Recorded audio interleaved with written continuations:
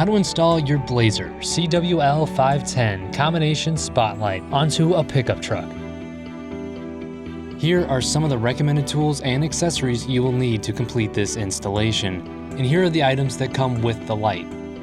First, using the mounting bracket to determine where you want the light to be located, drill holes in your desired mounting locations and secure the light with the provided hardware. Now that the light is secured to the vehicle, we can begin the wiring portion of our installation.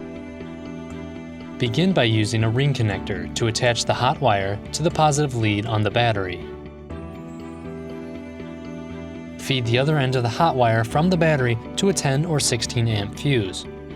From the fuse, run the wire to the dashboard by drilling through the firewall in a logical location that will not interfere with engine operation. Protect the wire with a rubber grommet. Insert a switch into the dashboard and attach it to the hot wire from the battery. Next, run the hot wire from the switch back to the light, using a route that will not interfere with vehicle operation. Secure this hot wire to the corresponding hot wire in the light's pigtail using a heat shrink butt connector.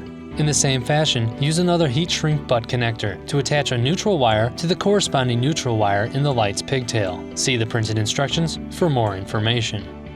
Run the neutral wire and secure it to a good ground location, somewhere on the truck that will not interfere with vehicle operation.